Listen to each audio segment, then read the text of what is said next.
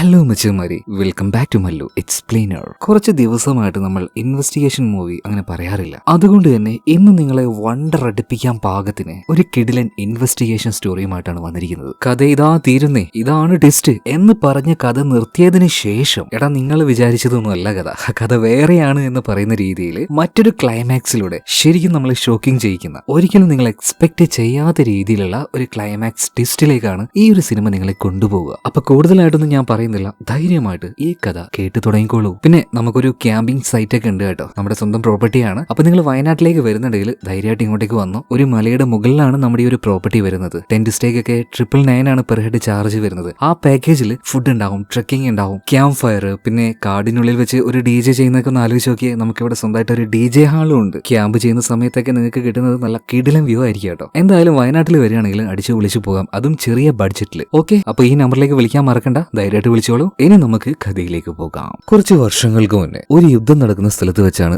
Cinema ആരംഭിക്കുന്നത്. രണ്ട് രാജ്യങ്ങളും തമ്മിൽ അങ്ങോട്ടും ഇങ്ങോട്ടും തുരുതുരാന്ന് പറഞ്ഞിട്ട് വെടിവെച്ചുകൊണ്ടിരിക്കുകയാണ്. പട്ടാളക്കാരെല്ലാം മരണഭയത്തില് പോരാടുന്നുണ്ട്. എല്ലാവരുടെ മുഖത്തും ഉള്ളിലും ആ ഒരു ഭീതിയുണ്ട് കേട്ടോ. എന്നാൽ ഈ സമയത്ത് ഇതിനിടയിൽ യാതൊരു കൂസലും ഇല്ലാതെ വളരെ സിമ്പിൾ ആയിട്ട് ശാന്തനായിട്ട് ഇരുന്നുകൊണ്ട് തന്നെ ഒരാൾ അയാളുടെ പുസ്തകത്തിൽ എന്തോ എഴുതുന്നുണ്ട്. ഇത് കണ്ട് ബാക്കിയുള്ള പട്ടാളക്കാർ തന്നെ ചോദിക്കുന്നുണ്ട്, ഇവൻ എന്താ വട്ടാണോ? അല്ലെങ്കിൽ ഇമാതിരി യുദ്ധം നടക്കുന്ന സ്ഥലത്ത് വെച്ച് ആർക്കെങ്കിലും ഇത്ര ശാന്തമായിട്ടിരിക്കാൻ കഴിയോ? ഇതുപോലെ എഴുതാൻ കഴിയോ? എന്തായാലും ഈ സംഭവം കഴിഞ്ഞു കുറച്ച് വർഷങ്ങൾ കഴിയാണ്. ഒരു കോളേജിൽ എന്തോ ഒരു വലിയ സെമിനാർ നടന്നുകൊണ്ടിരിക്കുകയാണ്. അവർക്ക് ഈ കാര്യങ്ങളൊക്കെ പറഞ്ഞു കൊടുക്കുന്നത് ഒരു പ്രൊഫസറാണ്. പ്രൊഫസറിന്റെ പേരാണ് ഓർദർ സെൽഡം. ഇദ്ദേഹം തന്നെയാണ് കുറച്ച് വർഷങ്ങൾക്ക് മുന്നേ ആ യുദ്ധത്തിൽ വെച്ച് വളരെ ശാന്തനായിരുന്നുകൊണ്ട് പുസ്തകങ്ങൾ എഴുതിയത്. ഇന്ന് അദ്ദേഹം വലിയൊരു എഴുത്തുകാരനാണ്, ഫിലോസഫറാണ്. എന്നാൽ അദ്ദേഹത്തിന് ഏറ്റവും ഇഷ്ടമുള്ള പരിപാടി അത് മാത്തമാറ്റിക്സ് ആണ്. അദ്ദേഹം ഏറ്റവും കൂടുതൽ വിശ്വസിക്കുന്നതും അതാണ്. അദ്ദേഹം ഒരുപാട് ഫിലോസഫി പറയുമെങ്കിലും ഒരുപാട് അതിനെക്കുറിച്ച് പുസ്തകങ്ങൾ എഴുതുമെങ്കിലും അദ്ദേഹത്തിന് പോലും ഉറപ്പില്ല ഇതൊക്കെ ശരിയാണോന്ന്. അദ്ദേഹം പറയുന്നത് എന്താന്ന് വെച്ചിട്ടുണ്ടെങ്കിൽ, നമ്മുടെ കൺമുന്നിൽ കാണുന്ന ഒരു കാര്യം അത് നമുക്ക് പ്രൂവ് ചെയ്യണമെങ്കിൽ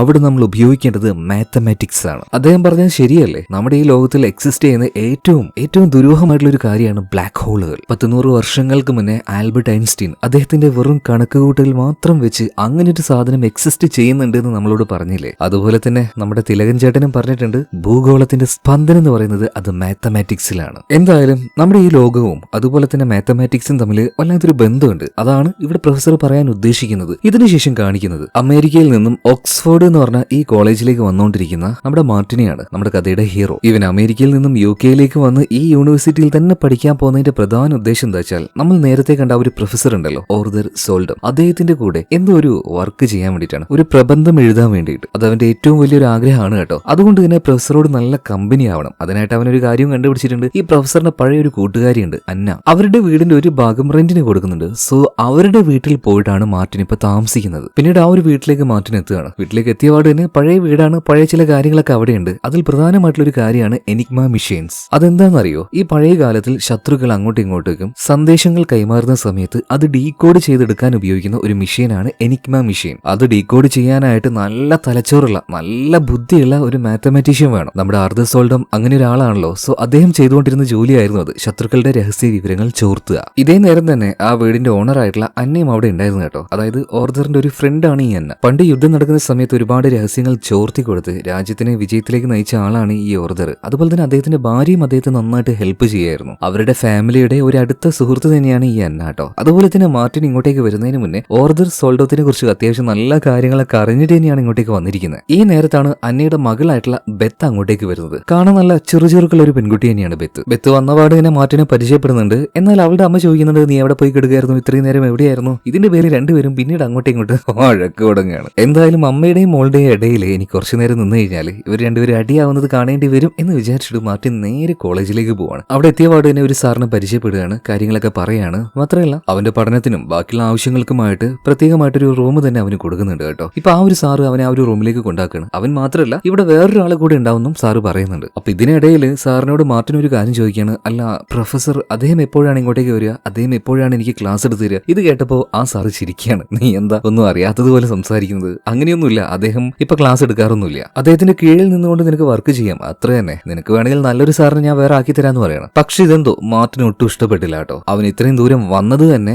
ആർദർ സെൽഡം എന്ന ആളുടെ കീഴിൽ വർക്ക് ചെയ്യാനാണ്. സോ അതിന്റെ ആ ഒരു ദേഷ്യത്തിൽ പ്ലേ ഏരിയ പോയിട്ട് അവന്റെ ആ ഒരു ഫ്രസ്ട്രേഷനൊക്കെ നന്നായിട്ട് തീർത്തോണ്ടിരിക്കുകയാണ്, ടെന്നീസ് കളിച്ചുകൊണ്ടിരിക്കുകയാണ്. ആ നേരത്താണ് അങ്ങോട്ടേക്ക് ഒരു പെൺകുട്ടി വരുന്നത് കേട്ടോ. അവളുടെ പേര് ലോണ എന്നാണ്. ഇവന്റെ ഈ അഗ്രസീവ് ആയിട്ടുള്ള കളി കണ്ടിട്ട് ലോണ ചോദിക്കും, ചോദിക്കുന്നുണ്ട്, അല്ല എന്താ പറ്റിയത്? ഓൾറെഡി അവന്റെ മൈൻഡ് ഔട്ടായി കിടക്കുകയാണ്. അതിനിടയിൽ വെറുതെ ഇങ്ങനെ ചൊറിഞ്ഞോണ്ട് വന്നപ്പോൾ അവന് ദേഷ്യം പിടിച്ചു. എന്തോന്ന് അവൻ പറഞ്ഞു കേട്ടോ. പിന്നീട് മാർട്ടിൻ തന്നെ വേഗം കൂളായിട്ട് സോറി കേട്ടോ, ചെറിയൊരു സങ്കടത്തിലായിരുന്നു, അതുകൊണ്ടാണ് ദേഷ്യപ്പെട്ടത്, കളിക്കാൻ വരുന്നുണ്ടോ എന്ന് ചോദിക്കുകയാണ്. ഓ അതിനെന്താന്ന് പറഞ്ഞിട്ട് രണ്ടുപേരും കൂടെ പിന്നീട് ഒരുമിച്ച് കളിക്കുകയാണ്. എന്നാൽ നമ്മുടെ മാർട്ടിൻ കളിക്കുന്നതിനേക്കാൾ നന്നായിട്ട് തന്നെ അവൾക്ക് അത് പ്ലേ ചെയ്യാൻ അറിയാട്ടോ. നല്ല സ്പീഡിലൊക്കെ അവൾ ഓടുന്നുണ്ട്. അവസാനം രണ്ടുപേരും ടയേർഡ് ആവുകയാണ്. മാർട്ടിൻ തോൽക്കുന്നുണ്ട്. എന്തായാലും ഇതിനുശേഷം രണ്ടുപേരും നല്ല ഫ്രണ്ട്സ് ആവുകയാണ്. തോറ്റെങ്കിൽ കൂടി നല്ലൊരു സ്പോർട്സ്മാൻ സ്പിരിറ്റിലാണ് അവൻ ഈ കാര്യങ്ങളൊക്കെ എടുക്കുന്നത് കേട്ടോ. പിന്നീട് മാർട്ടിന്റെ വീട്ടിലേക്ക് അവള് തന്നെ അവനെ ഡ്രോപ്പ് ചെയ്യാണ്. നമുക്ക് എന്തായാലും പിന്നീട് കാണാന്ന് പറഞ്ഞിട്ട് അവള് ടാറ്റാ ബൈ ഒക്കെ പറഞ്ഞു പോകുന്നുണ്ട്. ഈ കാര്യം അവിടെ നിന്ന് നമ്മുടെ ബെത്ത് കാണുന്നുണ്ട്. അവൾക്ക് ഇത് തീരെ പിടിച്ചില്ല കേട്ടാ. ഇപ്പൊ മാർട്ടിൻ വന്ന പാടിന് അവള് ചോദിക്കുന്നുണ്ട്, അല്ലടാ നീ ഇപ്പൊ എന്തിനാ ഈ നാട്ടിലേക്ക് വന്നത്? വന്നിട്ട് ഇപ്പൊ എത്ര ദിവസമായി? അതിനു മുന്നേ തന്നെ നിനക്ക് കണക്ഷൻസ് ആയോ? വന്ന ജോലിയിൽ ശ്രദ്ധിക്കുമോനെ, അല്ലെങ്കിൽ ജീവിതം പാഴായി പോകുന്നു പറയാണ്. ഈ സമയത്ത് മാർട്ടിൻ പറയാണ്, ഏയ് അങ്ങനെയൊന്നുമില്ല, നമ്മളുണ്ടല്ലോ നമ്മുടെ ലൈഫിൽ ഇഷ്ടപ്പെട്ട ഓരോ കാര്യങ്ങൾ അതെപ്പ ചെയ്യണോ അതപ്പ ചെയ്യുക, അത് ചെയ്തുകൊണ്ടേയിരിക്കുക. നീ ഒന്ന് ട്രൈ ചെയ്ത് നോക്ക്, നിന്റെ ലൈഫിൽ നിനക്ക് നല്ല സന്തോഷം ഉണ്ടാവും. നിന്റെ ഈ ഒരു കലിപ്പ് സ്വഭാവമൊക്കെ ഉണ്ടല്ലോ അപ്പൊ പോയി കിട്ടുന്നു പറയാം. ഇപ്പൊ മാർട്ടിനെ തന്നെ ഒരു വല്ലാത്ത ഭാവത്തിൽ ബെത്ത് അങ്ങനെ നോക്കിക്കൊണ്ടിരിക്കുകയാണ്. ചിലപ്പോ അവനോടൊരു ക്രഷ് നേരത്തെ തോന്നിയിട്ടുണ്ടാവണം, അതുകൊണ്ടായിരിക്കും അങ്ങനെ നോക്കിക്കൊണ്ടിരുന്നത്. എന്തായാലും പിറ്റേന്ന് മാർട്ടിൻ വേഗം തന്നെ കോളേജിലേക്ക് പോവാണ്. കാരണം എന്താന്ന് വെച്ചാൽ ഇന്നത്തെ ദിവസം ആർതർ സെൽഡം അദ്ദേഹം ഒരു എന്താ പറയാ ടോപ്പിക്കിനെ കുറിച്ച് കുട്ടികളോട് സംസാരിക്കുന്നുണ്ട്. സോ ആ സെമിനാറിൽ വേഗം തന്നെ പോയി പങ്കെടുക്കുകയാണ്. അങ്ങനെ സെമിനാർ തുടങ്ങി. എപ്പോഴത്തെയും പോലെ തന്നെ ആർതർ പറയുന്ന കാര്യം എന്താ വെച്ചാൽ മാത്സ് അതാണ് ഈ ലോകത്തിലെ ഏറ്റവും ടോപ്പായിട്ടുള്ള കാര്യം. എന്തും നമുക്ക് മാത്സിന്റെ ലോജിക്കൽ നമ്പേഴ്സ് ഉപയോഗിച്ചുകൊണ്ട് നമുക്ക് തെളിയിക്കാൻ കഴിയും. അതിനെക്കുറിച്ച് ഒരുപാട് കാര്യങ്ങൾ അതെങ്ങനെ ചെയ്യണമെന്നും ഈ ഒരു ആർതർ പറഞ്ഞു കൊടുക്കുന്നുണ്ട്. ഇതിനിടയിൽ അദ്ദേഹത്തിന്റെ ശ്രദ്ധ പിടിച്ചു പറ്റാനായിട്ട് മാർട്ടിൻ പെട്ടെന്ന് കൈവക്കുകയാണ്. ഇപ്പൊ അവനോട് എഴുന്നേറ്റ് സംസാരിക്കാൻ ആർതർ സെൽഡം പറയുന്നുണ്ട്. എന്താ കാര്യം ചോദിച്ചപ്പോ, സാറേ ഈ ലോജിക്കൽ നമ്പർ അല്ലാതെ മറ്റൊരു നമ്പർ ഉണ്ട് പൈ, ആ നമ്പർ ഉപയോഗിച്ച് നമുക്ക് ഇതുപോലെ കാര്യങ്ങൾ പ്രൂവ് ചെയ്യാൻ പറ്റും എന്ന് അവൻ വാദിക്കുകയാണ്. ഇത് കേട്ട സമയത്ത് ആർതറിന് ചെറുതായിട്ടൊന്ന് ദേഷ്യം വരുന്നുണ്ട്. ഇത്രയും വലിയ സദസ്സിൽ വെച്ച് ഞാൻ പറഞ്ഞ കാര്യത്തിന് ഓപ്പോസിറ്റ് ആയിട്ട് എന്തിനാ ഒരുത്തൻ പറയുന്നത്, അതും ചെറിയൊരുത്തൻ. അതുകൊണ്ട് തന്നെ പ്രൊഫസറിന് ചെറുതായിട്ടൊന്ന് ഈഗോ അടിക്കാണ്, ദേഷ്യം വരികയാണ്. അവിടെ വെച്ച് തന്നെ അവനെ നന്നായിട്ട് കളിയാക്കി അലക്കി വിടുന്നുണ്ട്. അവന് നന്നായിട്ട് ഇൻസൾട്ട് ചെയ്യപ്പെട്ടു കേട്ടോ. ഭയങ്കരമായിട്ട് വിഷമമായി. അതുകൊണ്ട് തന്നെ അവനെ ആ ഒരു സെമിനാറും മതിയാക്കി നേരെ അവന്റെ ക്ലാസ് റൂമിലേക്ക് പോയി. മതി, ഇവിടുത്തെ പഠിത്തവും മതി. ഇതുപോലെ സ്റ്റുഡന്റിനോട് എങ്ങനെ പെരുമാറണം എന്നറിയാത്ത ഒരാളുടെ കീഴിൽ പ്രബന്ധം എഴുതിയിട്ട് ഒരു കാര്യമില്ല. വേറെ എന്തെങ്കിലും വഴി നോക്കാം. എന്തായാലും ഞാൻ ഇവിടെ നിൽക്കുന്നില്ല. ഇതുപോലൊരു മരത്തലേന്റെ കൂടെ വർക്ക് ചെയ്താലേ ശരിയാവില്ല എന്ന് അവൻ ഇങ്ങനെ പിറുവിറുക്കുന്നുണ്ട്. ഇതേ നേരം അതേ ക്ലാസ് റൂമിലുള്ള മറ്റൊരുത്തിന് ഇത് കേൾക്കുന്നുണ്ട്. അതായത് ഈ ക്ലാസ് റൂമിലേക്ക് മാർട്ടിനെ കൊണ്ടുവരുന്ന സമയത്ത് തന്നെ സാറ് പറഞ്ഞായിരുന്നു നിന്റെ കൂടെ വേറൊരുത്തനും കൂടി ഉണ്ടാവുമെന്ന്. അവന്റെ പേര് യൂറി എന്നാണ്. അപ്പൊ യൂറി ചോദിക്കണം, അല്ല നിന്നോടും പ്രൊഫസർ എന്തോ കൊണയടിച്ചല്ലേ? ഇത് അയാളുടെ സ്ഥിരം പരിപാടിയാന്ന് പറയാണ്. അപ്പൊ തന്നെ മാർട്ടിന് മനസ്സിലായി ഇത് അവനോട് മാത്രമുള്ള ഒരു ബിഹേവിയർ അല്ല, ഇയാൾ എല്ലാ സ്റ്റുഡൻസിനോടും ഇങ്ങനെ തന്നെയാണ് പെരുമാറാറ്. ഇതിനുശേഷം ഒരു ലൈബ്രറി കാണിക്കുന്നുണ്ട്. അതായത് ഏതൊരു സ്ത്രീ ഇതുവരെയായിട്ട് നമ്മൾ കാണാത്ത ഒരു ക്യാരക്ടറാണ്. അവൾ വന്നിട്ട് ആ ലൈബ്രറിയിൽ നിന്നും ഒരു പുസ്തകം എടുക്കുന്നുണ്ട്. അതേ ലൈബ്രറിയിൽ തന്നെ നമ്മുടെ മാർട്ടിന്റെ കൂടെ ആ ക്ലാസ് റൂമിൽ ഉണ്ടായിരുന്ന യൂറി ഉണ്ടല്ലോ, അവനുണ്ട്. അവനും ഏതോ പുസ്തകം എടുത്ത് ലൈബ്രറിന്റെ പുറത്തേക്ക് ഇറങ്ങുകയാണ്. ഇതേ നേരം തന്നെ ആ സ്ട്രീറ്റിലൂടെ നമ്മുടെ പ്രൊഫസർ ആർതർ നടന്നു വരുന്നുണ്ട്. അയാളുടെ മുഖത്ത് എന്തോ ഒരു വിഷമുള്ളതുപോലെ, മാത്രമല്ല അയാളുടെ കയ്യിൽ എന്തോ ഒരു ചെറിയ കടലാസ് കഷ്ണം ഉണ്ടായിരുന്നു. അതിലെന്തോ എഴുതിയായിരുന്നു. അത് വായിച്ചു നോക്കി അത് ചുരുട്ടി താഴെയിടുകയാണ്. ഇതേ നേരം തന്നെ ആ സ്ട്രീറ്റിലൂടെ സൈക്കിൾ ചവിട്ടി പോകുന്ന മാർട്ടിനെയും കാണിക്കുകയാണ്. അതായത് സിനിമയുടെ പ്രധാന കഥാപാത്രങ്ങളെ കാണിച്ചു തരികയാണ് നമുക്ക് ഈ ഒരു സിംഗിൾ ഫ്രെയിമിലൂടെ. അവൻ സൈക്കിൾ ചവിട്ടി നേരെ വീട്ടിലേക്ക് പോയിട്ട് എന്തായാലും ഇനി ഇവിടെ നിൽക്കുന്നില്ല, വെറുതെ ഒരു കാര്യമില്ലാത്ത കാര്യത്തിന് നിന്നിട്ട് എന്താ കാര്യം. അവന്റെ സാധനങ്ങളൊക്കെ പാക്ക് ചെയ്തുകൊണ്ടിരിക്കുകയാണ്. ഈ സമയത്താണ് അവന് ചീത്ത പറഞ്ഞ ഒരു പ്രൊഫസർ പുറത്ത് വന്ന് നിൽക്കുന്നത് അവൻ കാണുന്നത്. ഇയാളെന്താ എവിടെയെന്ന് കരുതിയിട്ട് അവൻ വേഗം പോയിട്ട് വാതിൽ തുറക്കാണ്. അല്ല പ്രൊഫസറെ നിങ്ങളെന്താ ഇവിടെ നിന്ന് ചോദിക്കുന്നുണ്ട്. അപ്പൊ പ്രൊഫസർ ചോദിക്കുകയാണ്, അതൊക്കെ അവിടെ നിൽക്കട്ടെ, ഇവരെന്റെ കൂട്ടുകാരിയാ, നീ എന്താ എവിടെയെന്ന് ചോദിക്കുകയാണ്. അത് പിന്നെ പ്രൊഫസർ ഞാനിവിടെയാണ് താമസിക്കുന്നത്. ഓ അങ്ങനെയാണല്ലേ, നവാ നമുക്ക് ഉള്ളിലേക്ക് പോവാന്ന് പറഞ്ഞിട്ട് ഇപ്പൊ പ്രൊഫസറും അതുപോലെ തന്നെ മാർട്ടിനും നേരെ ഉള്ളിലേക്ക് പോവാണ്. ഇവിടെ വെച്ചാണ് കഥ ശരിക്കും ആരംഭിക്കുന്നത്. കാരണം ആ വീട്ടിന്റെ ഉള്ളിലേക്ക് കയറി വന്ന ഇവരെ രണ്ടുപേരെയും ഞെട്ടിച്ചുകൊണ്ട് ഒരു കാര്യം അവർ കാണുകയാണ്. എന്താണ് കണ്ടത്? ആർതറിന്റെ ഫ്രണ്ട് ആയിട്ടുള്ള അന്ന എന്ന് പറഞ്ഞിട്ടുള്ള ആ ഒരു സ്ത്രീ ഇവിടെ ക്രൂരമായിട്ട് കൊല്ലപ്പെട്ട് കിടക്കുകയാണ്. എന്തായാലും ഇപ്പോ ഈ അന്ന മരിച്ചു കിടക്കുന്നത് കണ്ട് രണ്ടുപേരും ആകെ ഷോക്കായിട്ട് അതങ്ങനെ നോക്കി നിൽക്കുകയാണ്. അതായത് അവരിയ്ക്കുന്ന ആ ഒരു ചെയർ ഉണ്ടല്ലോ, ആ ചെയറിലാണ് മരണപ്പെട്ട് കിടക്കുന്നത്. മൂക്കിൽ നിന്നെല്ലാം രക്തം വന്നിട്ടുണ്ട്. ഇവിടെ സീൻ കട്ടായി അടുത്ത സീനിൽ കാണിക്കുന്നത് പോലീസ് സ്റ്റേഷനിലാണ്. മാർട്ടിനും അതുപോലെ തന്നെ പ്രൊഫസറും രണ്ടുപേരും ഇപ്പൊ പോലീസ് സ്റ്റേഷനിലുണ്ട്. ആദ്യം തന്നെ മാർട്ടിനോട് നീ ആരാണ്, നീ എന്തിനാണ് ആ വീട്ടിൽ താമസിക്കുന്നത്, അങ്ങനെയുള്ള എല്ലാ ഡീറ്റെയിലും ചോദിക്കുന്നുണ്ട്. മാർട്ടിൻ കാര്യങ്ങൾ പറയാണ്, അമേരിക്കയിൽ നിന്നും UK പഠിക്കാനായിട്ട് വന്നതാണ്. അവന്റെ എല്ലാ കാര്യങ്ങളും അവനിപ്പോ പറഞ്ഞു കൊടുക്കുകയാണ്. ഇതേ നേരം തന്നെ പ്രൊഫസറെയും ഇങ്ങോട്ടേക്ക് വിളിക്കുന്നുണ്ട്. പ്രൊഫസറോടും കാര്യങ്ങൾ ചോദിക്കുകയാണ്, നിങ്ങൾ എങ്ങനെയാണ് ആ നേരത്ത് അവിടെ എത്തിയത്? പ്രൊഫസർ കാര്യങ്ങൾ കറക്റ്റായിട്ട് പറഞ്ഞു കൊടുക്കുകയാണ്. എനിക്കൊരു സെമിനാർ ഉണ്ടായിരുന്നു. ആ സെമിനാർ എല്ലാം കഴിഞ്ഞ് ഞാൻ പുറത്തേക്ക് ഇറങ്ങിയ സമയത്ത് എനിക്ക് ഒരുപാട് ലെറ്റേഴ്സ് നോർമലായിട്ട് വരാറുണ്ട്. അതായത്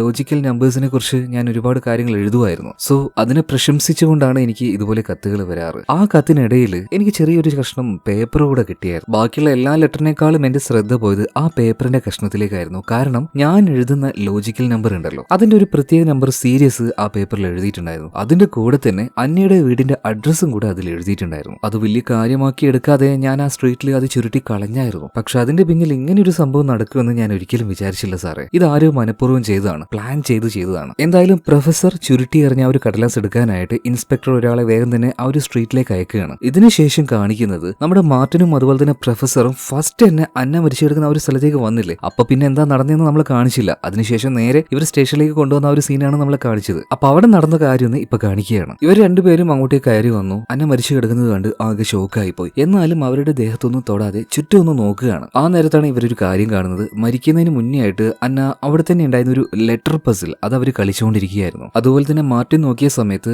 അവിടെ നിലത്തൊരു തലയാണി വീണ് കിടക്കുന്നുണ്ട്. അതിൽ ഒരു ഇച്ചിരി രക്തമെല്ലാം ആയിട്ടുണ്ട്. അതിനർത്ഥം ഈ തലയാണി ഉപയോഗിച്ച് അവരുടെ മുഖത്ത് പൊത്തിപ്പിടിച്ച് ശ്വാസം മുട്ടിച്ചാണ് കൊന്നിരിക്കുന്നത്. അപ്പൊ പ്രൊഫസറും പറയണത് ഓ അതുകൊണ്ടായിരിക്കും, ആ പ്രഷർ കൊണ്ടായിരിക്കും ഇവരുടെ മൂക്കിൽ നിന്നും ചോര വന്നിട്ടുണ്ടാവുക. പിന്നീട് വേഗം തന്നെ മാർട്ടിൻ പോലീസിനെ വിളിച്ചു. പോലീസ് ഇങ്ങോട്ടേക്ക് വന്നു. ഇവരെയും കൂട്ടി നേരെ സ്റ്റേഷനിലേക്ക് പോയി. ഇതാണ് ഇവിടെ ഉണ്ടായത്. അതുപോലെ തന്നെ ഇപ്പൊ സ്റ്റേഷനിൽ ഇരിക്കുന്ന നമ്മുടെ പ്രൊഫസർ പറഞ്ഞല്ലോ അദ്ദേഹം ഒരു പേപ്പറിന്റെ കഷ്ണം ചുരുട്ടി എറിഞ്ഞു എന്ന്. അതെടുക്കാനായിട്ട് ഓൾറെഡി ഒരാൾ പോയിട്ടുണ്ട്. അതുപോലെ തന്നെ അതിൽ ഈ അന്നയുടെ വീടിന്റെ അഡ്രസ് അല്ലാതെ മറ്റൊരു സീരിയസ് നമ്പർ കൂടെ എഴുതിയെന്ന് പറഞ്ഞില്ലേ. അതായത് ലോജിക്കൽ നമ്പർ 2 ടൈപ്പാണ്. ഓഡ് ലോജിക്കൽ നമ്പറും ഉണ്ട്, ഈവൻ ലോജിക്കൽ നമ്പറും ഉണ്ട്. ഈവൻ ലോജിക്കൽ നമ്പറിന്റെ ഒരു ഉദാഹരണം പറയുകയാണെങ്കിൽ 2, 4, 8, 16, 32, 64. സോ അതിൽ ഏതെങ്കിലും ഒരു നമ്പർ എടുത്ത് ആ നമ്പറിനെ 2 കൊണ്ട് ഡിവൈഡ് ചെയ്യുകയാണെങ്കിൽ അതിന്റെ തൊട്ട് മുന്നത്തെ നമ്പർ ആയിരിക്കും കിട്ടുക. ഉദാഹരണത്തിന് 8/2 4 ആയിരിക്കും. ഇനിയിപ്പോ 32/2 16 ആയിരിക്കും. സോ അങ്ങനെയാണ് ആ നമ്പർ സീരീസ് പോകുന്നത്. അപ്പൊ ഇതെല്ലാം കേട്ടുകൊണ്ടിരിക്കുന്ന ആ ഒരു ഇൻസ്പെക്ടർ, ഇയാൾക്ക് ഈ ലോകത്തിന്റെ സ്പന്ദനം കണക്കാണ്, തേങ്ങയാണ്, മാങ്ങയാണ്, ഇങ്ങനത്തെ കാര്യങ്ങളൊന്നും അറിയില്ല. ഇയാൾ ചോദിക്കുന്നത് അല്ല ഇപ്പൊ ഈ ഒരു കില്ലർ ഇങ്ങനെ കൊലപാതകം ചെയ്ത് ഇതുപോലെ നമ്പർ എഴുതി വെക്കുന്നത്, ഇത് രണ്ടും തമ്മിൽ എന്താണ് ബന്ധം? എനിക്കതാ മനസ്സിലാവാത്തത്. നിങ്ങൾ ആ കാര്യം പറയാന്ന് പ്രൊഫസറോട് പറയണം. ഇപ്പൊ പ്രൊഫസർ പറയണം, അതായത് എന്റെ ഭാഗത്ത് ചെറിയൊരു മിസ്റ്റേക്ക് വന്നു പോയി സാറേ. ഞാൻ ഈ ലോജിക്കൽ നമ്പറിനെ കുറിച്ച് ഒരുപാട് എഴുതുമായിരുന്നു, അതിനെക്കുറിച്ച് ഒരുപാട് പറയായിരുന്നു. അത് വെച്ച് എല്ലാം തെളിയിക്കാൻ കഴിയുമെന്നും എനിക്കൊരു കോൺഫിഡൻസ് ഉണ്ടായിരുന്നു. ശരിയാണ്, ഒരു പരിധി വരെ തെളിയിക്കാൻ കഴിയും. പക്ഷെ ഞാൻ എഴുതിയ ഫിലോസഫിയുടെ ഒരു ബുക്കിൽ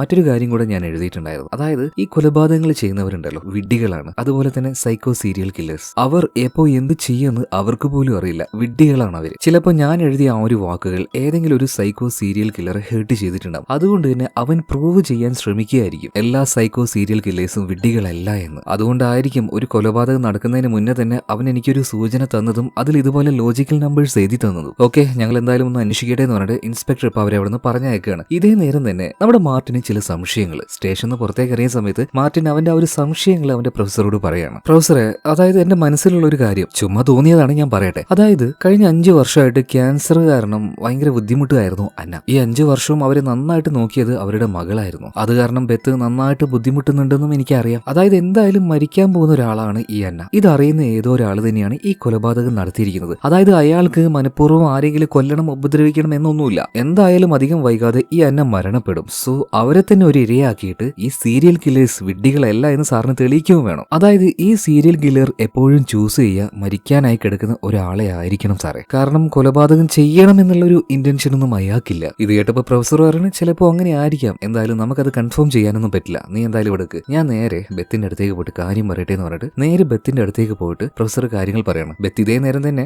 ഏതോ ഒരു കൺസേർട്ടിന് വേണ്ടിയിട്ട് വയലിൻ പ്രാക്ടീസ് ചെയ്തുകൊണ്ടിരിക്കുകയാണ്. ഇത് അവിടെ പോയിട്ട് ഈ കാര്യം അവളോട് പറയുന്നുണ്ട്. ഈ കാര്യം ആ ബിൽഡിങ്ങിന്റെ മുകളിൽ നിന്ന് ഒളിച്ചിരുന്നുകൊണ്ട് തന്നെ നമ്മുടെ മാർട്ടിനും കാണുന്നുണ്ട് കേട്ടോ. എന്തായാലും ബെത്തിനോട് പ്രൊഫസർ അമ്മ മരിച്ചു എന്നുള്ള ആ ഒരു കാര്യം പറഞ്ഞ സമയത്ത് അവളുടെ മുഖത്ത് സങ്കടമോ ഷോക്കിംഗ് ആയിട്ടുള്ള ഒരു കാര്യം ഒന്നുമല്ല അവന് കാണാൻ പറ്റിയത്. ലൈറ്റ് ആയിട്ടുള്ള ഒരു പുഞ്ചിരി മാത്രമാണ് നമ്മുടെ ബെത്തിന്റെ മുഖത്ത് കാണാൻ പറ്റിയത്. ഇത് കണ്ട് മാർട്ടിൻ ആകെ ഞെട്ടിപ്പോകുന്നുണ്ട് കേട്ടോ. ഇതെന്താണ് അമ്മ മരിച്ചത് കേട്ടിട്ടും അവളൊന്നും ഞെട്ടാത്തത്? സംതിങ് ഫിഷി, എന്തോ ഇതിന്റെ പിന്നിലുണ്ടെന്ന് അവനിക്ക് മനസ്സിലായി. പക്ഷേ ലോജിക്കലായിട്ട് നമ്മളൊന്ന് ചിന്തിക്കുകയാണെങ്കിൽ അവൾ ചിരിച്ചതിന്റെ കാരണം വേറെ ഒന്നും ആയിരിക്കില്ല. 5 വർഷമായിട്ട് കഷ്ടപ്പെടുകയല്ലേ. സോ തന്റെ അമ്മയ്ക്ക് കിട്ടാവുന്നതിൽ വെച്ച് ഏറ്റവും ബെറ്റർ ആയിട്ടുള്ള ഒരു കാര്യം അതൊരു നല്ല മരണം തന്നെയാണെന്ന് നമ്മുടെ ബെത്ത് ചിന്തിച്ചിട്ടുണ്ടാവും. അതുകൊണ്ടായിരിക്കും അവള് ലൈറ്റ് ആയിട്ടൊന്ന് പുഞ്ചിരിച്ചത്. അങ്ങനെ അന്ന് രാത്രിയായപ്പോൾ മാർട്ടിനെ കാണിക്കുകയാണ്. അന്ന് ഈ അന്ന മരണപ്പെട്ട് കിടന്ന സമയത്ത് പോലീസുകാരെല്ലാം വന്ന് ഫോട്ടോ എടുത്തായിരുന്നല്ലോ. അതിന്റെ ഒരു കോപ്പി മാർട്ടിന്റെ കയ്യിലുണ്ട്. അപ്പൊ ആ ഒരു ഫോട്ടോ എല്ലാം വളരെ വിശദമായിട്ട് തന്നെ മാർട്ടിൻ പരിശോധിച്ചുകൊണ്ടിരിക്കുകയാണ്. ആ നേരത്താണ് രാത്രിയിൽ വൈകിട്ടാണ് പിന്നീട് ബെത്ത് വീട്ടിലേക്ക് വരുന്നത്. അവളുടെ മുഖത്ത് ഭയങ്കര വിഷമമുണ്ടായിരുന്നു. അപ്പൊ എന്താ കാര്യം എന്ന് മാർട്ടിൻ ചോദിച്ചപ്പോൾ അത് പിന്നെ എന്റെ അമ്മയെ കൊന്നത് ഞാനാണെന്നാ പോലീസുകാർ ഇപ്പൊ പറയുന്നത്. ഇത് കേട്ട മാർട്ടിനും ഞെട്ടിപ്പോവാണ്. അല്ല അവരിപ്പം എന്തിനാ അങ്ങനെ പറയുന്നത്? എനിക്കറിയില്ല മാർട്ടിനെ. കഴിഞ്ഞ 5 വർഷമായിട്ട് ഞാൻ എന്റെ അമ്മയെ എങ്ങനെയാ നോക്കുന്നതെന്ന് നിനക്കറിയോ?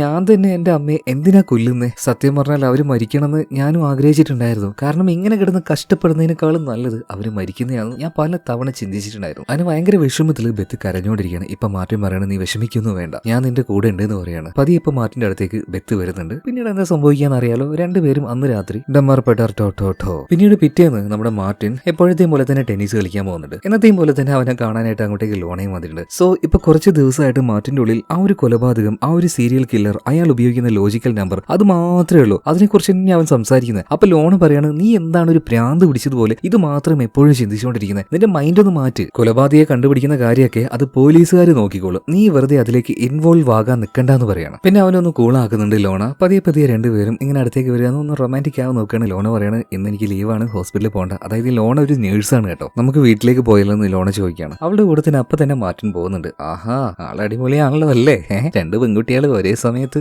എന്തായാലും അവളുടെ വീട്ടിലേക്ക് പോയിട്ട് രണ്ടുപേരും റൊമാൻസ് ചെയ്യാൻ തുടങ്ങുന്ന ആ ഒരു സമയത്താണ് മാർട്ടിൻ നമ്മുടെ പ്രൊഫസർ എഴുതിയ ആ ഒരു ഫിലോസഫിയുടെ ബുക്ക് കാണുന്നത്. കൂടെ തന്നെ ലോജിക്കൽ നമ്പേഴ്സിനെ കുറിച്ച് എഴുതിയ ആ ഒരു ബുക്കും ഉണ്ട്. അപ്പൊ അത് കണ്ടപാട് തന്നെ ഇപ്പൊ ലോണയോട് ചോദിക്കുകയാണ്, നീയും ഈ പുസ്തകങ്ങളൊക്കെ വായിക്കാറുണ്ടോ? ഇപ്പൊ ലോണ പറയണത്, അത് പിന്നെ ഞാൻ അങ്ങനെ വായിക്കാറില്ലെന്നല്ല, നമ്മുടെ ആ ഒരു പ്രൊഫസർ ഉണ്ടല്ലോ, ഓദർ സോൾഡ്മാൻ, അദ്ദേഹം ഞാൻ ജോലി ചെയ്യുന്ന ഹോസ്പിറ്റലിലേക്ക് ഇടക്കിടക്ക് വരാറുണ്ട്, എന്തിനാ അങ്ങോട്ട് ഇടക്കിടക്ക് വരുന്നത് എന്ന് മാർട്ടിൻ ചോദിച്ചപ്പോ ഇപ്പൊ ലോണ പറയുന്നത്, അദ്ദേഹത്തിന്റെ ഒരു സുഹൃത്ത് തീരെ വയ്യാതെ കിടക്കുന്നുണ്ട്, അപ്പൊ അദ്ദേഹത്തെ ഇടക്കിടക്ക് കാണാനായിട്ടാണ് പ്രൊഫസർ അങ്ങോട്ടേക്ക് വരുന്നത്. ആ സമയത്താണ് എന്നെ പരിചയപ്പെട്ടതും എനിക്ക് ഈ പുസ്തകങ്ങൾ തന്നതും. ഇത് കേട്ടപ്പോഴാണ് നമ്മുടെ മാർട്ടിന് വേറെ ചില കാര്യങ്ങൾ സ്ട്രൈക്ക് ആവുന്നത്. ഓഹോ, അങ്ങനെ ഒരു ഫ്രണ്ട് അപ്പൊ നമ്മുടെ പ്രൊഫസറിനുണ്ടല്ലേ. മിക്കവാറും ഇനി ആ ഒരു സീരിയൽ കില്ലറുടെ അടുത്തേര പ്രൊഫസറിന്റെ ആ ഒരു കൂട്ടുകാരനായിരിക്കും, അതായത് വയ്യാതെ കിടക്കുന്ന ആ ഒരു കൂട്ടുകാരൻ. അതുകൊണ്ട് തന്നെ പ്രൊഫസർ പിന്നീട് ഹോസ്പിറ്റലിലേക്ക് പോകുന്ന സമയത്ത് അദ്ദേഹത്തെ ഫോളോ ചെയ്തുകൊണ്ട് അദ്ദേഹം അറിയാതെ തന്നെ മാർട്ടിൻ ഹോസ്പിറ്റലിലേക്ക് പോകുന്നുണ്ട്. അദ്ദേഹത്തിന്റെ കൂട്ടുകാരനെ കാണാനായിട്ട് ഉൾഭാഗത്തേക്ക് പോയപ്പോൾ പുറത്ത് ഒരു ബെഞ്ചിൽ പോയിട്ട് മാർട്ടിൻ ഇരിക്കുകയാണ്. എന്നാൽ കറക്റ്റ് ആയിട്ട് ഒരു വാളി കേസ് എന്ന് പറയാലോ, അങ്ങനെ ഒരുത്തന്റെ അടുത്ത് വന്ന് പെടുകയാണ്. അതായത് നമ്മൾ അറിയാതെ എങ്ങാനും ഒരാൾക്ക് പെട്ടുപോയാൽ വായ കൊണ്ട് അയാൾ നമ്മളെ കൊല്ലുന്നു അറിയില്ലേ, അതുപോലെ അമ്മാതിരി വർത്താനം വന്നിരുന്നേ. പിന്നെ നമ്മുടെ മാർട്ടിനോട് എന്തൊക്കെയോ പറഞ്ഞുകൊണ്ടിരിക്കുകയാണ്. ഉദാഹരണത്തിന് നമ്മൾ ഒരു 1/2 കിലോ പഞ്ചസാര മേടിക്കാനായിട്ട് ഒരു പലചരക്ക് ഇടയിൽ പോയെന്ന് വിചാരിക്കുക. അവിടെ കണ്ട ഒരാള് ഈ ആകാശത്തേക്ക് അമേരിക്ക മിസൈൽ വിട്ട കാര്യവും ചൊവ്വയിലും ചന്ദ്രനും വെള്ളം കണ്ടോ എന്നുള്ള കാര്യം, അങ്ങനെ ഓരോ കേസുകൾ നിങ്ങളോട് ആ സമയത്ത് ചോദിച്ചാൽ നിങ്ങൾക്ക് എന്ത് തോന്നും? അതേ ഫീൽ തന്നെയാണ് നമുക്ക് ഇവിടെ വെച്ച്, നമുക്കല്ല നമ്മുടെ മാർട്ടിൻ ഇവിടെ വെച്ച് ഫീൽ ആവുന്നത്. ആ ചെങ്ങായി ആണെങ്കിൽ ഒടുക്കത്തെ വർത്താനം പറഞ്ഞ് നമ്മുടെ മാർട്ടിനെ വെറുപ്പിച്ചപ്പോൾ എങ്ങനെയൊക്കെയോ മാർട്ടിൻ തൽക്കാലം അവിടുന്ന് രക്ഷപ്പെട്ട് ലോണയുടെ അടുത്തേക്ക് പോകണം. ലോണയെ കണ്ടപാടനെ ചോദിക്കുന്നത്, എന്റെ ലോണ ഏതാണ് ആ മനുഷ്യൻ? കുറച്ചു നേരം കൂടെ അവിടെ നിന്നായിരുന്നെങ്കിലേ അയാളുടെ വായ കൊണ്ട് എന്നെ കൊന്നേനെ. ഇപ്പൊ ലോണ പറയണ, അങ്ങനെയൊന്നും പറയണ്ട, ഒരു പാവം മനുഷ്യനാണ്, ആളുടെ പേര് ഫ്രാങ്ക് എന്നാണ്, ആൾക്ക് ചെറിയൊരു മോളുണ്ട്, മോളുടെ ലെങ്സിന് എന്തോ ഒരു പ്രശ്നം വന്നു, ലെങ്സ് മാറ്റി വെക്കണം, അദ്ദേഹത്തിന്റെ ലെങ്സ് തന്നെ കൊടുക്കാന്ന് പറഞ്ഞു. പക്ഷെ അത് നടക്കില്ല, അയാളുടെ ലെങ്സ് മകൾക്ക് സ്യൂട്ട് ആവില്ല, എനിക്ക് ചില പ്രശ്നങ്ങളുണ്ട്. അതിൽ അയാൾ ആകെ മാനസികമായിട്ട് തകർന്നു പോയിട്ടുണ്ട്. ഒരു പാവാടോ, അദ്ദേഹത്തിന്റെ മോളോട് ഭയങ്കര സ്നേഹമാണ് ഈ ഫ്രാങ്കിന്. ചില ആളുകളൊക്കെ അങ്ങനെയാണ്, നമ്മൾ വിചാരിക്കുന്ന പോലെ ആയിരിക്കില്ല. എന്തായാലും ഈ ഒരു ബുദ്ധിമുട്ടൊക്കെ വന്ന സമയത്ത് അയാളുടെ മൈൻഡൊക്കെ എന്തോ മാറിപ്പോയിട്ടുണ്ടെന്നാ പറയുന്നത്. അതുകൊണ്ടായിരിക്കും നിന്നോട് അങ്ങനെയൊക്കെ സംസാരിച്ചത്. ഇത് കേട്ട സമയത്ത് മാർട്ടിനും ചെറിയൊരു സങ്കടം തോന്നുകയാണ് കേട്ടോ. കാരണം ചെറിയൊരു മോളുണ്ട്, ആ മോൾ നഷ്ടമാകോ ഇല്ലയോ എന്നുള്ള ആ ഒരു എന്താ പറയാ ഒരു മാനസിക വിഷമം കാരണമാണ് ഈ ഫ്രാങ്ക് ഇങ്ങനെ ആയിട്ടുണ്ടാവുക. ഇതേ നേരം തന്നെ നമ്മുടെ പ്രൊഫസർ അദ്ദേഹത്തിന്റെ കൂട്ടുകാരനെ കാണാൻ വേണ്ടിയിട്ട് ഈ സ്പെഷ്യൽ ആയിട്ടുള്ള രോഗികളെ മാത്രം നോക്കുന്ന ആ റൂമിലേക്ക് ചെല്ലുകയാണ് കേട്ടോ. അദ്ദേഹത്തിന്റെ കൂട്ടുകാരന് എഴുന്നേറ്റ് നടക്കാനൊന്നും കഴിയില്ല, കാരണം 2 കാലുകളും ഇല്ല, എന്തോ ഒരു അസുഖമാണ്, കൈകളൊന്നും മര്യാദക്ക് ചലിപ്പിക്കാനും കഴിയില്ല. എന്നാലും അയാൾ കാര്യമായിട്ട് എന്തോ എഴുതിക്കൊണ്ടിരിക്കുകയാണ് കേട്ടോ. അതായത് നമ്മുടെ പ്രൊഫസറിനെ പോലെ തന്നെ ഒരു മാത്സ് ജീനിയസ് ആണ് ആ മനുഷ്യൻ. ആർക്കും സോൾവ് ചെയ്യാൻ പറ്റാത്തൊരു കാര്യം മരിക്കുന്നതിന് മുന്നേ ഞാൻ സോൾവ് ചെയ്യും എന്നൊരു വാശിയിലാണ് ആ ഒരു മനുഷ്യൻ. എന്തായാലും അധിക നാളൊന്നും ഇയാൾ ജീവിച്ചിരിക്കാനും പോകുന്നില്ല. ഇതേ നേരം തന്നെ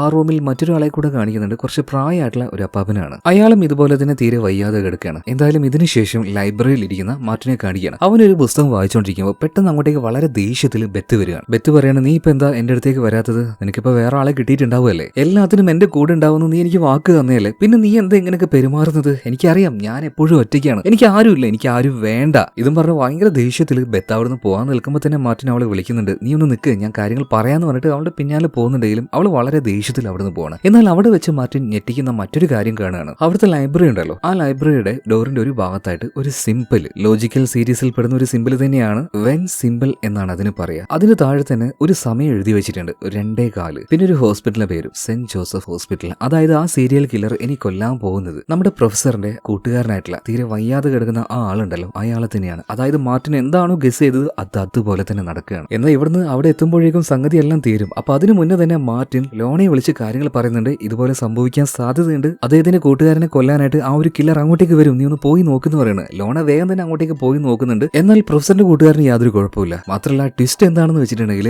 ആ റൂമിൽ തന്നെ കുറച്ച് പ്രായമായിട്ടുള്ള ഒരു അപ്പാപ്പൻ ഉണ്ടായിരുന്നില്ലേ, അദ്ദേഹം ഇപ്പൊ മരണപ്പെട്ടിട്ടുണ്ട്. അയാളെ കൊന്നിരിക്കുന്നത് അതേ സെയിം സീരിയൽ കില്ലർ തന്നെയാണ്. അദ്ദേഹത്തിന്റെ ദേഹത്ത് എന്തോ ഒരു മരുന്ന് കുത്തിവെച്ചിട്ടാണ് അദ്ദേഹത്തെ കൊന്നിരിക്കുന്നത്. മാത്രമല്ല അതെന്ത് മരുന്നാണെന്ന് ഇവർക്ക് പെട്ടെന്ന് കണ്ടുപിടിക്കാനും കഴിയുന്നില്ല. ഇപ്പൊ ആ ഒരു ഇൻസ്പെക്ടർ നമ്മുടെ പ്രൊഫസറിനോട് പറയുന്നുണ്ട്, പ്രൊഫസറെ എന്താ ഇവിടെ നടക്കുന്നത്? നിങ്ങൾക്ക് അയാൾ ഒരു ബുദ്ധിമാനാണെന്ന് പ്രൂവ് ചെയ്യാൻ വേണ്ടി ആ കില്ലർ, ആ സൈക്കോ ഇനി എത്ര കൊലപാതകങ്ങൾ ചെയ്യും? ഇനിയിപ്പോ അയാൾ ആരെയാണ് കൊല്ലാൻ പോകുന്നത്? നിങ്ങൾ എന്തെങ്കിലുമൊക്കെ ഒരു കാര്യം പറയാന്ന് പറയുമ്പോൾ ഇപ്പൊ പ്രൊഫസർ പറയണത്, എടോ ഞാനിപ്പോ എന്ത് ചെയ്യാനാ, ഞാൻ അറിഞ്ഞുകൊണ്ടൊന്നുമല്ലല്ലോ ഒന്നും ചെയ്യുന്നത്, അതുപോലെ തന്നെ ഇനി അടുത്തത് എന്താ സംഭവിക്കാൻ പോവാന്നും എനിക്ക് പറയാൻ പറ്റില്ല.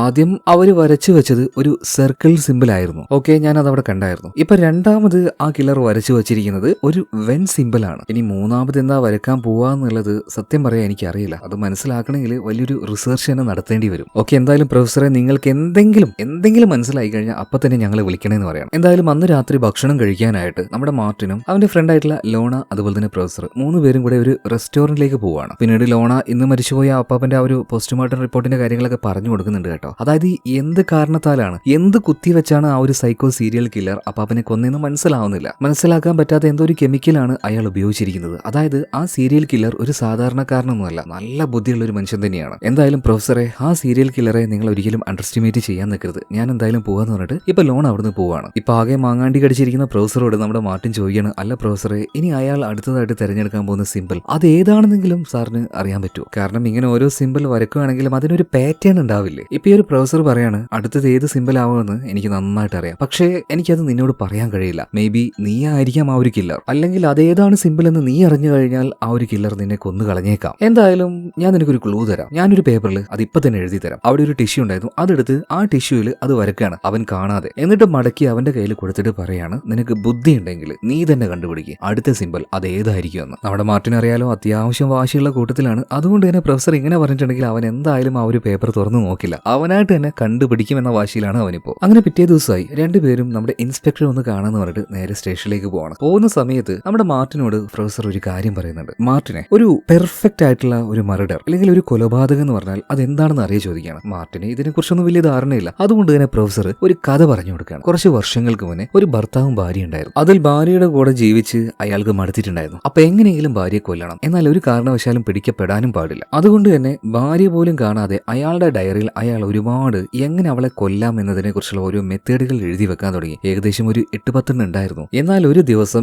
യാദൃശ്ചികമായിട്ട് അയാളുടെ ഭാര്യ ഇതെല്ലാം കാണുകയാണ്. അവളാകെ ഞെട്ടിപ്പോയി. എന്തായാലും തന്റെ ഭർത്താവ് എന്നെ കൊല്ലുന്ന അവൾക്ക് മനസ്സിലായി. സ്വയരക്ഷയ്ക്ക് വേണ്ടി അവൾ അപ്പൊ തന്നെ ഭർത്താവിനെ കൊന്നുകളയാണ്. പിന്നീട് പോലീസുകാർ വന്നു. അധികം വൈകാതെ ആ സ്ത്രീ അറസ്റ്റ് ചെയ്യാണ്. പിന്നീട് കേസ് കോടതിയിലേക്ക് പോയി. എന്നാൽ കോടതിയിലെത്തിയ സമയത്ത് അവർ സ്വന്തം ഭർത്താവിനെ കൊന്നത് സ്വയരക്ഷയ്ക്ക് വേണ്ടിയിട്ടാണെന്ന് അവിടെ പ്രൂവ് ചെയ്യാൻ പറ്റി കേട്ടോ. കാരണം അയാൾ ഓൾറെഡി തന്റെ ഭാര്യയെ കൊല്ലാനായിട്ട് ഓരോ പ്ലാനുകൾ അയാളുടെ ഡയറിയിൽ എഴുതി വെച്ചിട്ടുണ്ടായിരുന്നു. സോ സ്വയരക്ഷയ്ക്കായിട്ട് അത് ചെയ്തുകൊണ്ട് തന്നെ ആ സ്ത്രീക്ക് രക്ഷപ്പെടാൻ കഴിഞ്ഞു. ഈ കഥ കേട്ട് കഴിഞ്ഞ സമയത്ത് മാർട്ടിൻ ചോദിക്കുകയാണ്, അല്ല സാറേ, ഇതിലെവിടെയാണ് ഒരു പെർഫെക്റ്റ് ക്രൈം? ഇത് പ്ലാൻ ചെയ്ത ആളാകെ മുഞ്ചി പോയില്ലേ? ഇപ്പോഴാണ് പ്രൊഫസർ മറ്റൊരു കാര്യം പറയുന്നത്. എടാ മാർട്ടിനെ, ഒരു പെർഫെക്റ്റ് ക്രൈം എന്ന് പറഞ്ഞാൽ ഒരു കൊലപാതകം ചെയ്ത് അതിൽ നിന്നും രക്ഷപ്പെടൽ മാത്രമല്ല, ഒരു കാരണവശാലും പിന്നീട് അത് ചെയ്ത ആളുടെ നേരേക്ക് യാതൊരു പ്രശ്നവും വരാൻ പാടില്ല. അതിന് അയാൾ ചെയ്യേണ്ട ഒരു കാര്യം എന്താ വെച്ചാൽ ആ കേസിൽ മറ്റൊരാളെ വളരെ ബുദ്ധിപൂർവ്വമായിട്ട് ലോക്ക് ചെയ്തിടണം. ഈ കഥയിലും അതുപോലെ ഒരു കാര്യം ഉണ്ടായിരുന്നു. അതായത് തന്റെ ഭർത്താവ് എഴുതിയ ആ ഒരു ഡയറി ഉണ്ടല്ലോ, അത് കോടതിയിൽ ആ ഭാര്യ സബ്മിറ്റ് ചെയ്തു. കുറച്ചു കാലം കഴിഞ്ഞപ്പോ ഒരു കാര്യം പോലീസുകാർക്ക് മനസ്സിലായി. ആ ഡയറി എഴുതിയത് അവരുടെ ഹസ്ബൻഡ് അല്ല, പകരം അവരുടെ കാമുകനായിരുന്നു. ഇവിടെ ശരിക്കും കൊലപാതകം പ്ലാൻ ചെയ്തത് അവരുടെ ഭർത്താവല്ല,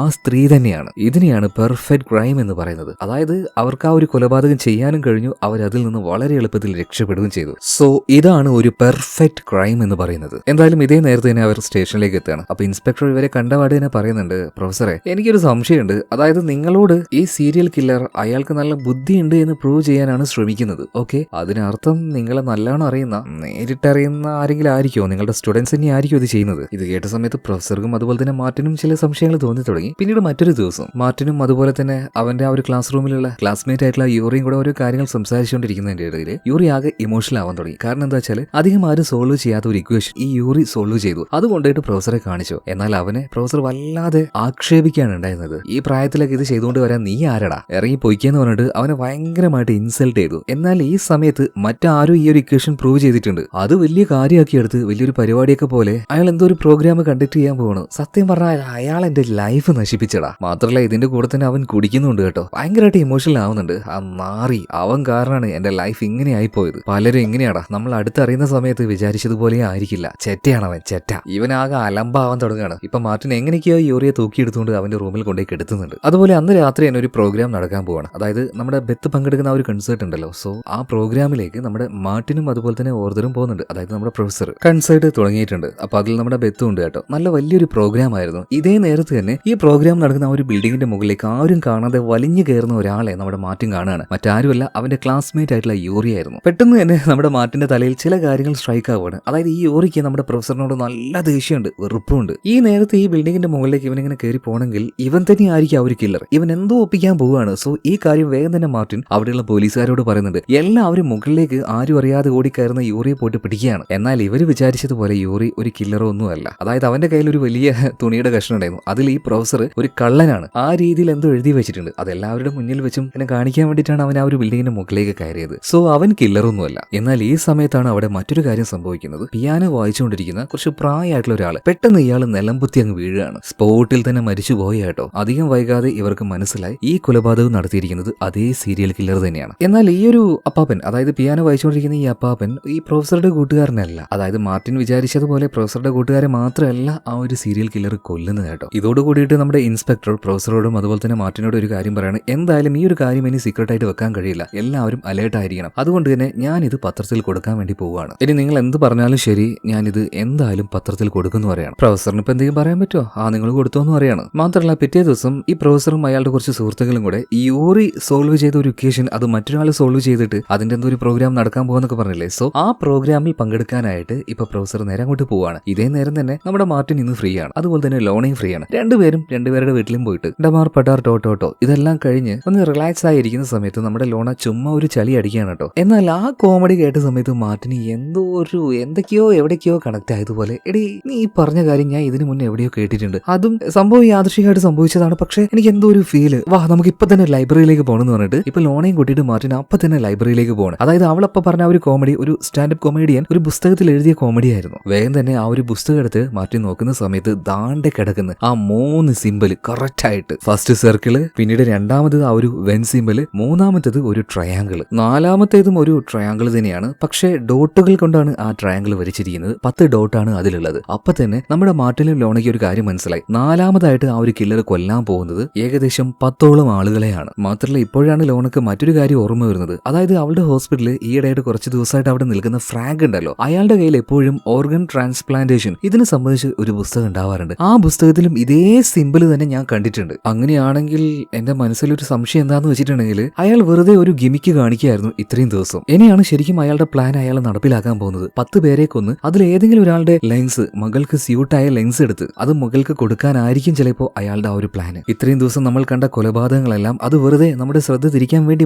മാത്രം അവൻ ചെയ്തതാണ്. അയാൾ ഒരു സീരിയൽ കില്ലർ അല്ല, അയാളുടെ സിറ്റുവേഷൻ കാരണം അയാൾ ചെയ്തു പോയതാണ്. നമുക്ക് എത്രയും പെട്ടെന്ന് തന്നെ ഈ കാര്യം പോലീസുകാരെ അറിയിക്കണം എന്ന് പറയണം. ഇതേ സമയത്ത് തന്നെ ഇവർ മനസ്സിലാക്കിയതുപോലെ കാര്യങ്ങൾ കറക്റ്റ് ആയിരുന്നു. ഫ്രാങ്ക് അയാൾ തന്നെയാണ് ആ ഒരു സീരിയൽ കില്ലർ. ഇപ്പൊ അയാൾ ഒരു വണ്ടി ഓടിച്ചുകൊണ്ടുപോവാണ്. ആ വണ്ടിയിൽ 10ഓളം കുട്ടികളുണ്ട്. അതും സാധാരണ കുട്ടികളല്ല, ഓട്ടിസം ബാധിച്ച കുട്ടികളാണ്. ഈ 10 കുട്ടികളെയും ഫ്രാങ്ക് ഏതോ ഒരു രീതിയിൽ കൊല്ലാൻ വേണ്ടി പോവാണ്. ഇതേ നേരം തന്നെ മാർട്ടിനെയും ലോണയും കാണിക്കാണ്. അവർ ലൈബ്രറിയിൽ വെച്ച് ഈ കാര്യങ്ങളൊക്കെ മനസ്സിലാക്കിയല്ലോ. പെട്ടെന്ന് തന്നെ പുറത്തേക്ക് ഇറങ്ങി ഓടുന്ന സമയത്ത് അന്നത്തെ ന്യൂസ് പേപ്പറുമായിട്ട് ലൈബ്രറിയിലേക്ക് വരുന്ന ആ ഒരു പത്രക്കാരന്റെ ദേഹത്ത് ഇവർ തട്ടുകയാണ്. പത്രം എല്ലാം താഴേക്ക് വീണു. പെട്ടെന്ന് യാദൃശ്ചികമായിട്ട് മാർട്ടിൻ ആ ഒരു വാർത്ത കാണുകയാണ്. അതായത് ഇൻസ്പെക്ടർ പറഞ്ഞതുപോലെ തന്നെ ഈ സീരിയൽ കില്ലിങ്ങിനെ കുറിച്ചുള്ള വാർത്ത പോലീസുകാർ നേരത്തെ തന്നെ പത്രത്തിൽ കൊടുത്തിട്ടുണ്ട്. അതുപോലെ തന്നെ ആ 4ാമത്തെ സിമ്പിൾ എന്താണെന്ന് ഇവർ ഇപ്പോഴാണ് കണ്ടുപിടിച്ചത്. എന്നാൽ പോലീസുകാർ അത് നേരത്തെ അറിഞ്ഞിട്ടുണ്ട്, അത് പത്രത്തിൽ കൊടുത്തിട്ടുമുണ്ട്. ഇതെങ്ങനെയാണെന്ന് നമ്മുടെ മാർട്ടിനും ലോണയ്ക്ക് ഒട്ടും മനസ്സിലാവുന്നില്ല. ഇവര് നേരെ സ്റ്റേഷനിലേക്ക് പോയിട്ട് മറ്റേ ഒരു ഇൻസ്പെക്ടറുടെ അസിസ്റ്റന്റ് ഉണ്ട്, അയാളോട് കാര്യങ്ങൾ ചോദിക്കണം. അല്ല ഇയാളെ നമ്മൾ എവിടെയോ കണ്ടിട്ടുണ്ടല്ലോ, അതിൽ തന്നെ സിംഗം സിനിമയിലെ വില്ലൻ. എന്തായാലും നമുക്ക് ഇയാളെ ഡാനി എന്ന് തന്നെ വിളിക്കാം കേട്ടോ. എന്തായാലും ഈ ഡാനി സാറിനോട് ഇവർ കാര്യങ്ങൾ ചോദിക്കണം. സാറേ നിങ്ങൾക്ക് എങ്ങനെയാണ് 4ാമത്തെ സിമ്പിൾ മനസ്സിലായത്? ഇപ്പോ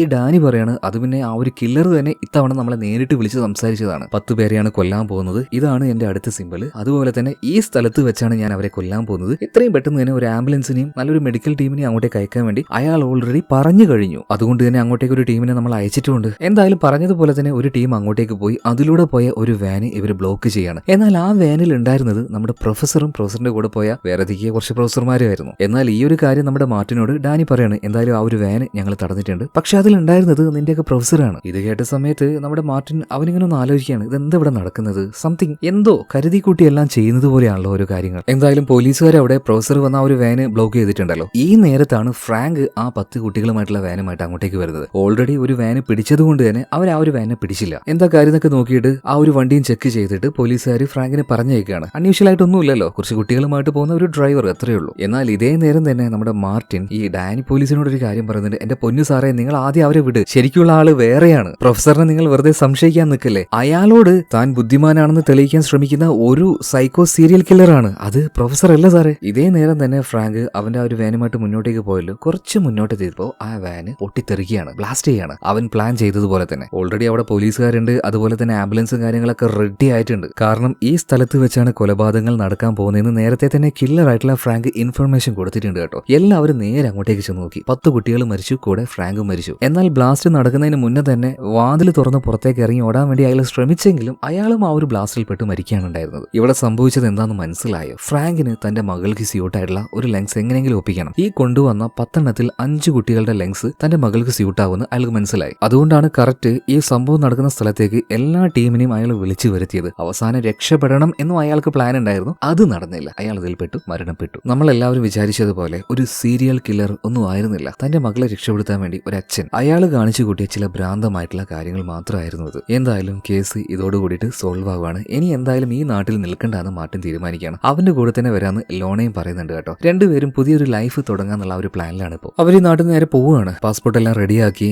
പിന്നീട് നേരെ എയർപോർട്ടിലേക്ക് പോകുന്നുണ്ട്. അപ്പൊ തന്നെ നമ്മുടെ ഈ ഒരു ലോൺ ഒരു കാര്യം പറയുന്നുണ്ട്. ഇനിയിപ്പോൾ നടന്ന കാര്യങ്ങളൊന്നും മൈൻഡിൽ വെക്കരുത്, എല്ലാം ഒഴിവാക്കിയേക്ക് നമുക്കൊരു പുതിയ ലൈഫ് തുടങ്ങാമെന്നാണ് അവള് പറയുന്നത്. അങ്ങനെ എയർപോർട്ടിലേക്ക് പോയി ചെക്ക് ഇൻ ചെയ്യാൻ നിൽക്കുന്ന സമയത്ത് പെട്ടെന്ന് നമ്മുടെ മാർട്ടിന് എന്തോ ഒരു സംശയം. അല്ല, അന്ന് പ്രൊഫസർ ഒരു പേപ്പർ എന്റെ കയ്യിൽ തന്നായിരുന്നു, പറ്റുവാണെങ്കിൽ അടുത്ത സിമ്പിൾ എന്താണെന്ന് നീ തന്നെ കണ്ടുപിടിക്കുന്നു പറഞ്ഞിട്ട്. അത് ഇതുവരെയായിട്ട് ഞാൻ ഒന്ന് തുറന്നു നോക്കിയിട്ടില്ലല്ലോ, ഒന്ന് തുറന്നു നോക്കി കളയെന്ന് പറഞ്ഞിട്ട് ആ ടിഷ്യൂ പേപ്പർ അവൻ തുറന്നു നോക്കിയപ്പോൾ ദാണ്ടെ കിടക്കുന്നു. അതിലൊന്നുമില്ല, ബ്ലാങ്ക് ആണ്. പിന്നീട് മറ്റെന്തൊക്കെയോ ചില സംശയങ്ങൾ നമ്മുടെ മാർട്ടിന് തോന്നാൻ തുടങ്ങി. അവൻ വേഗം തന്നെ അവന്റെ ബാഗിൽ ഒളിപ്പിച്ചു വെച്ച കുറച്ച് ഫോട്ടോസ് ആ എയർപോർട്ടിന്റെ ആ ഭാഗത്ത് പരത്തി വെച്ച് നോക്കുകയാണ്. അതായത് അന്ന മരണപ്പെട്ട സമയത്ത് എടുത്ത ഒരു ഫോട്ടോസ് ഉണ്ടല്ലോ, അത് തന്നെയായിരുന്നു അതൊക്കെ. ഇത് കണ്ട സമയത്ത് ലോണ പറയണു, ഓഹോ അപ്പൊ നീ ഇതൊന്നും വിട്ടിട്ടില്ല അല്ലേ, ഇതൊക്കെ നിന്റെ കൂടെ കൊണ്ടുവന്നിരിക്കാല്ലേ, നീ എന്തായാലും മാറാൻ പോകുന്നില്ലടാ, ഇനി എനിക്ക് എന്തായാലും നിന്റെ കൂടെ ജീവിക്കാൻ പറ്റില്ല എന്ന് പറഞ്ഞിട്ട് വളരെ സിമ്പിൾ ആയിട്ട് തന്നെ ലോണ അവനെ ഉപേക്ഷിച്ച് പോവുകയാണ്. എന്നാൽ ഇവിടെ നിരത്തി വെച്ച ആ ഒരു ഫോട്ടോയിലേക്ക് തന്നെ നോക്കിക്കൊണ്ടിരിക്കുന്ന മാർട്ടിൻ ഒരു കാര്യം കാണുകയാണ്. അതായത് മരിക്കുന്നതിന് മുന്നേ അന്ന അവിടെ കളിച്ചുകൊണ്ടിരുന്നത് ലെറ്റേഴ്സ് വെച്ചുള്ള ഒരു ഗെയിം ആയിരുന്നല്ലോ. സോ ആ ലെറ്റേഴ്സ് എന്തോ സർക്കിൾ എന്ന രീതിയിൽ എഴുതി വെച്ചിട്ടുണ്ട്. ഇവിടെ വെച്ച് ചില കാര്യങ്ങൾ മനസ്സിലാക്കിയ നമ്മുടെ മാർട്ടിൻ നേരെ പോകുന്നത് പ്രൊഫസറുടെ അടുത്തേക്കാണ്. പ്രൊഫസറെ,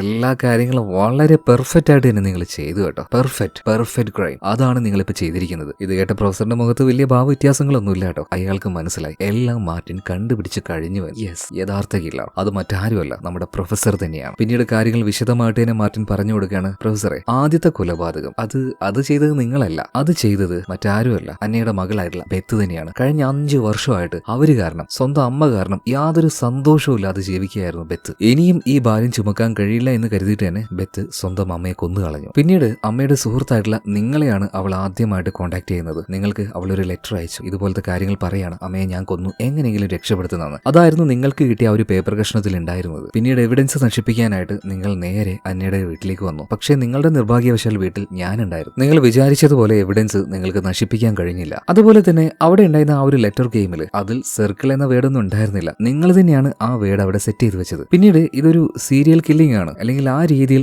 നമ്പേഴ്സ് ഉപയോഗിച്ച് കൊല്ലാൻ വന്ന ഒരാളാണ് അയാൾ, അല്ലെങ്കിൽ ഒരു സൈക്കോ സീരിയൽ കില്ലർ ചെയ്തതുപോലെ ആ ഒരു കൊലപാതകത്തെ ഫ്രെയിം ചെയ്തു വെച്ചത് അത് നിങ്ങളുടെ മാത്രം ഐഡിയ ആണ് പ്രൊഫസർ. പിന്നീട് രണ്ടാമത് നടന്ന കൊലപാതകം, അതായത് നിങ്ങളുടെ ഫ്രണ്ടിനെ ഹോസ്പിറ്റലിൽ കിടത്തിയതിന്റെ തൊട്ടടുത്തുണ്ടായിരുന്ന ആ അപ്പാപ്പൻ, അയാൾ മരിക്കാൻ കാരണം ഞാനാണ്. കാരണം ഈ ഐഡിയ പറഞ്ഞു തന്നത് തന്നെ നിങ്ങൾക്ക് ഞാനാണ്. എന്റെ മനസ്സിലെ ഒരു ഊഹം വെച്ച് ഞാൻ ചുമ്മാ പറഞ്ഞൊരു കാര്യം, അതായത് വയ്യാതെ കിടക്കുന്ന ആൾക്കാരെയാണ് ആ കില്ലർ കൊല്ലാൻ ശ്രമിക്കുന്നത്. അതുകൊണ്ട് തന്നെ ഈ കേസ് ഒന്നുകൂടെ സ്ട്രോങ് ആവാൻ വേണ്ടി ഇത് ചെയ്തത് ഒരു സീരിയൽ കില്ലർ ആണെന്ന് ഡൈവേർട്ട് ചെയ്യാൻ വേണ്ടി നിങ്ങൾ എന്താക്കി, നിങ്ങളുടെ സുഹൃത്തിനെ കൊല്ലാതെ തൊട്ടടുത്ത് കിടന്ന ആ അപ്പാപ്പനെ കൊന്നു കളഞ്ഞു. മാത്രമല്ല പോസ്റ്റ്മോർട്ടം ചെയ്ത ഡോക്ടേഴ്സ് തന്നെ പറഞ്ഞു ഒരു സാധാരണക്കാരനല്ല ഈ കൊലയാളിയെന്ന്, നല്ല നോളജ് ഉള്ള അറിവുള്ള ആളാണ്. കാരണം അവർക്ക് പോലും കണ്ടുപിടിക്കാൻ പറ്റാത്ത എന്തോ ഒരു കെമിക്കലാണ് ശരിക്കും ആ ഒരു കൊലയാളി ഉപയോഗിച്ചിരിക്കുന്നത്. ശരിക്കും അത് ചെയ്തത് പ്രൊഫസർ തന്നെയാണ്. ഒരു സീക്രട്ട് കെമിക്കൽ ആ അപ്പാപ്പന്റെ ദേഹത്തേക്ക് ഇഞ്ചെക്ട് ചെയ്തത് അത് പ്രൊഫസർ തന്നെയാണ്. പിന്നെ ലൈബ്രറിയിൽ നിന്ന് ഞാൻ പുറത്തേക്ക് ഇറങ്ങിയ സമയത്ത് ആ ഒരു വെൻ സിംബലും സമയവും ഹോസ്പിറ്റലിന്റെ പേരും ഇതെല്ലാം എഴുതി വെച്ചത് നിങ്ങൾ തന്നെയാണ്. എന്നാൽ മൂന്നാമതൊരു കൊലപാതകം, അതിലേക്ക് എങ്ങനെ പോകുമെന്ന് നിങ്ങൾക്ക് യാതൊരു ഐഡിയ ഇല്ലാതെ നിൽക്കുകയായിരുന്നു പ്രൊഫസർ. അപ്പോഴാണ് ആ ഒരു മ്യൂസിക് ഇവന്റിൽ വെച്ച് ആ പ്രായമായിട്ടുള്ള ആള് അവിടെ മരിച്ചു വീഴുന്നത്. അത് സ്വാഭാവികമായിട്ടുള്ള ഒരു മരണം മാത്രമായിരുന്നു, ആരും അയാളെ കൊന്നതൊന്നുമല്ല. പെട്ടെന്ന് അങ്ങോട്ടേക്ക് എത്തി, അതും ആ സീരിയൽ കില്ലർ ചെയ്തതാണെന്ന് വരുത്തി തീർക്കാൻ വേണ്ടി നിങ്ങൾ ഒരു ട്രയാങ്കിൾ ഷേപ്പ് അവിടെ ഇട്ടു. അതിലൂടെ പോലീസുകാർ വിചാരിച്ചു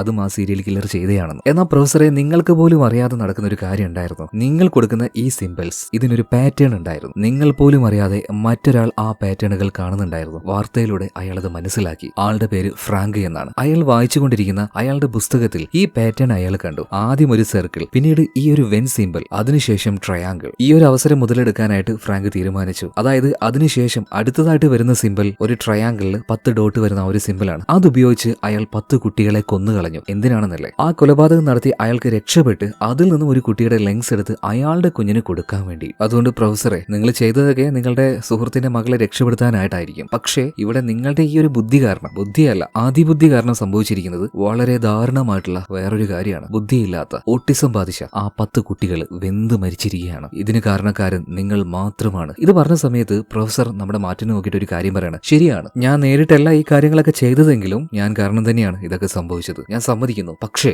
ഇതെല്ലാം ചെയ്തതിന് ശേഷം ഞാൻ ബെത്തിനെ ഹെൽപ്പ് ചെയ്തു. അതോടുകൂടിയിട്ടാണ് എല്ലാം ആരംഭിച്ചത്. എന്നാൽ ഇത് ചെയ്യാനുള്ള ഐഡിയ അല്ലെങ്കിൽ പ്രചോദനമായത് എന്താണെന്ന് നിനക്കറിയോ? നീയാണ്, നീ കാരണമാണ്. നീ അവളോട് ഒരു കാര്യം പറഞ്ഞായിരുന്നു, നമ്മുടെ ലൈഫിൽ നമ്മൾ എന്താണ് ചെയ്യാൻ ഉദ്ദേശിക്കുന്നത് അത് അപ്പം ചെയ്യുക. അതങ്ങനെ ചെയ്ത് പോവുകയാണെങ്കിൽ ലൈഫിൽ സന്തോഷവും സമാധാനം ഉണ്ടാവും. നീ പറഞ്ഞ ആ വാക്കിലൂടെയാണ് കഴിഞ്ഞ 5 വർഷമായിട്ട് ബെത്ത് ഉപേക്ഷിച്ച അവളുടെ സുഖവും സന്തോഷവും എല്ലാം തിരിച്ചു പിടിക്കണമെന്ന് അവൾ തീരുമാനിച്ചത്. അവളുടെ ബുദ്ധിമുട്ടുകൾക്ക് കാരണമായി നിന്ന് അവളുടെ അമ്മയെ കൊല്ലാനായിട്ട് അവൾ തീരുമാനിച്ചത്. അതായത് നിന്റെ ഒറ്റ വാക്ക് കാരണമാണ് ബെത്ത് ആ കൊലപാതകം ചെയ്തത്. അപ്പൊ ഒന്ന് ആലോചിച്ച് നോക്കിയേ, ആ 10 കുട്ടികൾ മരണപ്പെടാൻ കാരണക്കാരൻ യഥാർത്ഥത്തിൽ ഞാനാണോ അല്ലെങ്കിൽ നിന്റെ ആ വാക്കാണോ? ഇനി പറ, നീയാണോ കെട്ടവൻ, ഞാനാണോ കെട്ടവൻ? ഈ കാര്യം കേട്ട് ഒരക്ഷരം പോലും മിണ്ടാൻ കഴിയാതെ മാർട്ടിൻ ഷോക്കായി സ്റ്റേണിംഗ് ആയിട്ട് അവിടെ തന്നെ അങ്ങനെ ഇരുന്നു പോവാണ്. ഇവിടെ വെച്ച് ഈ സിനിമ തീരുകയാണ്. ഇനി നിങ്ങൾ പറ, ആരാണ് യഥാർത്ഥ കാരണക്കാരൻ, ആരാണ് യഥാർത്ഥ കുറ്റവാളി? പലർക്കും പല അഭിപ്രായങ്ങളായിരിക്കും. എന്തായാലും ഞാൻ മാർട്ടിന്റെ കൂടെയാണ്. അവൻ അറിഞ്ഞുകൊണ്ട് ഒന്നും ചെയ്തിട്ടില്ല, എന്നാൽ പ്രൊഫസർ അറിഞ്ഞുകൊണ്ട് പല കാര്യങ്ങളും ചെയ്തു. തീർച്ചയായിട്ടും യഥാർത്ഥ കുറ്റവാളി അത് പ്രൊഫസർ തന്നെയാണ്. നിങ്ങൾ നിങ്ങളുടെ അഭിപ്രായം പറ, ഞാൻ എന്റെ അഭിപ്രായം പറഞ്ഞു തന്നേ ഉള്ളൂ കേട്ടോ. ഓക്കെ, തീർച്ചയായിട്ടും കമന്റ് ബോക്സിൽ പറയണം. നമ്മുടെ ചാനൽ ഒന്ന് സബ്സ്ക്രൈബ് ചെയ്യണം, വീഡിയോ ഒന്ന് ലൈക്ക് ചെയ്യണം. അപ്പൊ അടുത്ത വീഡിയോയിൽ നമുക്ക് വീണ്ടും കാണാം. ഓക്കെ,